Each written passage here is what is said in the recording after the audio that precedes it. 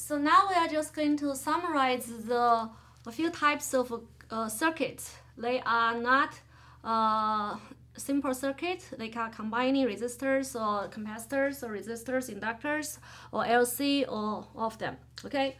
The most important thing to pay attention is to charge or discharge a capacitor. When you connect a capacitor, resistor, and a DC battery, and then turn on the switch, then you are going to start charging the capacitor. The Q in your capacitor is going to start increasing, and it's going to eventually saturate at a maximum value. So the Q is equal to something multiply a function which increases like that, which is 1 minus negative t over tau. And the tau for RC circuit is equal to the product of RC. And that's the trend. And the maximum amount happens at t equal to infinite. This is equal to 0. And the maximum Q is going to be C multiply the voltage of the battery. So the voltage across the capacitor is going to start from 0 and increase to epsilon. And then the maximum charge is going to increase from 0 to the product of C multiply that. The main library will be closing in 15 minutes. You have 15 minutes to finish printing and checking out any and all library materials. Again, you have 15 minutes to finish checking out any and all library materials. Thank you. So we know this is how charge is going to start building up from 0 to a saturated maximum value for the capacitor when it is being charged. Using this one single equation, you can derive everything. For example, you can find out Vc, which is equal to, simply because we know the capacitor, we know Vc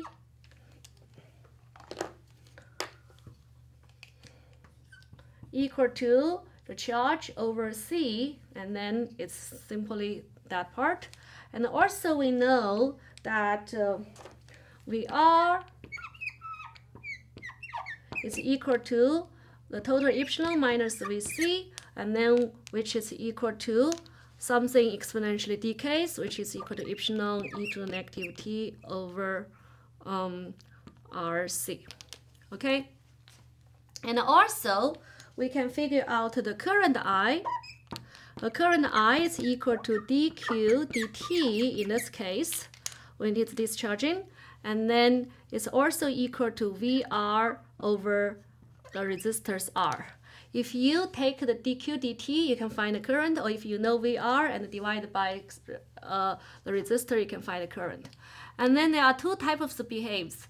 The capacitor amount of charge and the voltage in this region is going to gradually increase from 0 to the saturation value. It follows the trend of such a function. And the resistor voltage and the current, they are both going to exponentially decrease from the maximum current to start with when you turn on the switch to zero current when it's fully charged. Correspondingly, the voltage across R is going to reduce to 0 eventually. Okay? And what's happening when you are discharging it? If you initially have some initial charge in your capacitor, and now you connect it to a resistor and let it discharge. In this case, pay attention.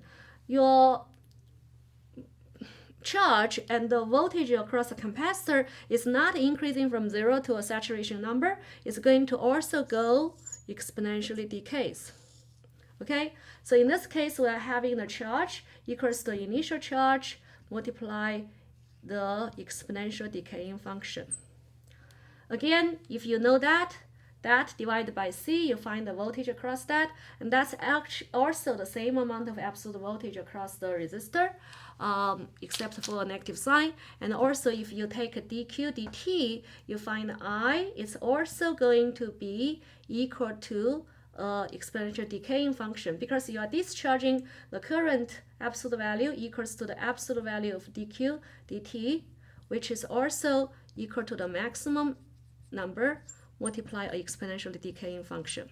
So in this case, discharging case, you start with this equation. Charging case, you start with that equation. And in this discharging case, you have your Q, you have your voltage C, absolute value, and the voltage R, absolute value, and your I, they are all decaying.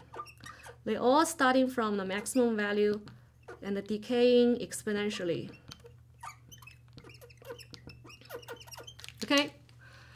And then what happens if you connect a battery with a resistor and the inductor?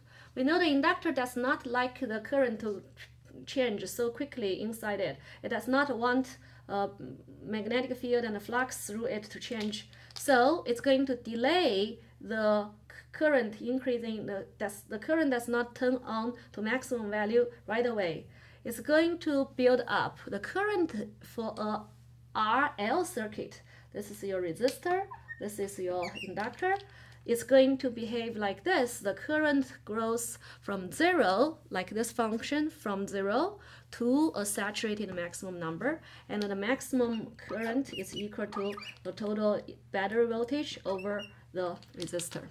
At the beginning, this part occupies the most amount of battery voltage, current is 0. At the end, this one does nothing harmful to you, and this resistor occupies most of all the battery voltage.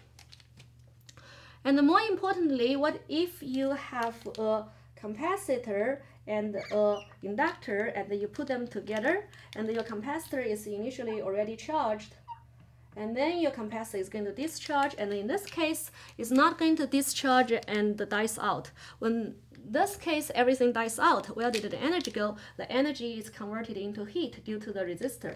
Here, if we have no resistor in our ideal situation, we are going to form a simple harmonic motion exactly like the spring attached to a mass. And then the energy is going to convert between the capacitor energy and the inductor energy. Inductor energy is pretty much like a kinetic energy. And correspondingly, this energy is stored in the B field format. The B field energy density is defined to be this, and the E field energy density is defined to be this. B field energy density is proportional to B field square. E field energy density is proportional to E field square. Okay, so in a simple harmonic motion, when there's no energy loss, the total energy inside the inductor and the total energy inside the capacitor, they add together, always being a constant. And that constant is equal to the maximum energy that you started with. If you had a Q0 to start with, that's your maximum amount of energy, a half Q max square over C. And that's also equal to the maximum energy that you are going to get a quarter period later when this capacitor is entirely discharged. All the energy are in the current format, in the B field format inside here. And so that you can, by comparing this two, if you know the maximum charge, you can figure out the maximum current. If you know the maximum current, you can figure out the maximum charge. Okay. Also, we know that in this case, it's going to keep going. It's not going to die out. The capacitor is going to discharge and then charge reversely, and then back discharge again, and back and forth. So the Q is going to oscillate as a cosine function, for example. Correspondingly, current is going to oscillate as a sine function, and they are going to be out of phase when your Q is maximum. At a particular time, your current is 0. When your current is at a maximum, your Q is 0. Okay, and the frequency, how quickly this oscillates, every second, how many periods does this oscillate, is determined by the product of the inductance and the capacitor. You imagine if you have a very, very large value of a capacitor, it takes a long time for it to fully charge. If you have a very, very large of L, it does not like to generate current change inside it. It refuses current change. It does not like to flip direction so quickly. So if you have large L or large C, every period is going to be very long, and the frequency is going to be low. And notice that the normal frequency that we talk about, certain megahertz, certain gigahertz, it's the actual frequency. And this equation gives you the angular frequency. They are different by 2 pi. Okay, so pay attention to that. That's LC circuit. What if that in the LC circuit, you add a reality, in reality you add some resistor. So it's no longer ideal. Every loop, every period, you are losing some energy due to the current flow and the Joule heating. And then eventually this oscillation is going to die out. And with the resistor, the RLC circuit, the oscillation amplitude dies out. It's like a damped oscillation, and correspondingly the resistor can also change the resonant frequency a little bit. And this is actually how you tune your video, and this is actually how you can set up and generate electromagnetic wave for particular frequencies. So last we talk a little bit about AC circuit. AC circuit, we do not use a battery. We use a alternating current voltage, which changes function of time. Okay, and that's actually what we are using commercially and in every building. If we apply that to different objects, what are we getting? We're going to get maximum current equals to the maximum amplitude voltage divided by impedance Z, not R, but Z, because we are not limiting to resistor, but also some other things. For resistor, it's easy. If we apply such a oscillating voltage, we are going to get oscillating current, which is essentially simply the voltage divided by R, and the current and R are going to be always happening at the same time, changing at the same time. But if we apply this to a capacitor, and then we still get some current, we can charge and discharge it, charge and discharge it. However, the current is going to be determined by not only the impedance is determined by not only the C but the frequency. High frequency ones are going to have low impedance and large current. Capacitors likes to be charged and discharged over and over again. And also the current is going to lead ahead of the voltage. If you apply that to an inductor, however, the larger your frequency is, the more impedance you are, the smaller your frequency you are. Inductors, they don't like change, they don't like high frequency. And in this case, your inductor current is going to be 1/4 part of delay comparing to your voltage. They do not happen at the same time, and the current it's delayed and fall behind of the voltage. And other than that, we also mentioned a little bit of EM wave and the summarize of the 4 Maxwell equation. And in the EM wave, we know the speed of light, c, and we know how wavelength is related to speed of light multiplied the period of your oscillation, so that your wavelength is equal to c multiply 1 over frequency. In another word, we have your frequency equals to, you reverse that, c over lambda. If you know the wavelength, you can figure out the frequency of your EM wave, because we all know the speed of light in vacuum or in air. And then reversely, if you know the frequency, you can figure out the wavelength. Okay. Also, the Maxwell equation, the first Maxwell equation says that Gauss's law, if you take an integral of a closed surface, the E field flux coming out or into that surface is equal to the amount of charge enclosed inside over the constant epsilon 0. That's Gauss's law. Okay. The second Maxwell equation says that if you do the B field flux through a closed surface, you get 0, because you cannot isolate magnetic field source like a single north pole or single south pole. You always get them pair up together. So then whenever you have a closed surface, you do not have a single north or single south, so that you always get 0 for that flux.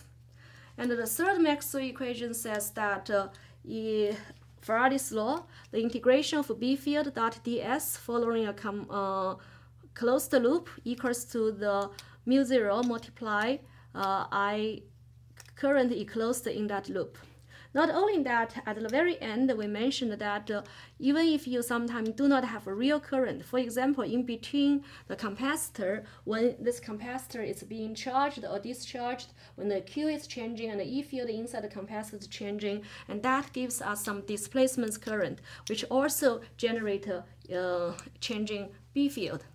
And that is reflected in the reversed Maxwell's law, that we are adding another term so that the Ampere's law now, the new format of Ampere's law becomes like you are integrating B dot ds for a closed loop. Traditionally, we have mu 0, I closed.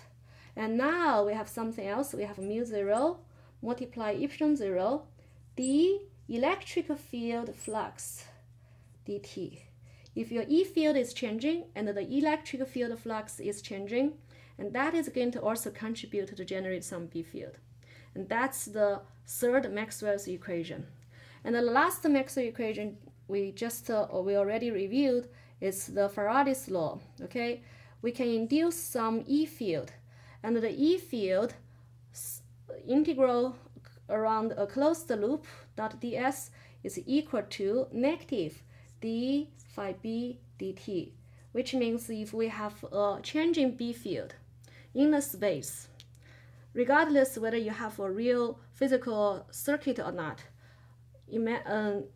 along a loop, if you have a changing B field, the flux is changing, this is not zero, you are inducing some looping E field. Here, changing E field can create some B field, current can create some B field. Here, changing B field can create some E field. Those are the Maxwell equation. The four Maxwell equation and the corresponding problems are the most important things that we learn in this semester.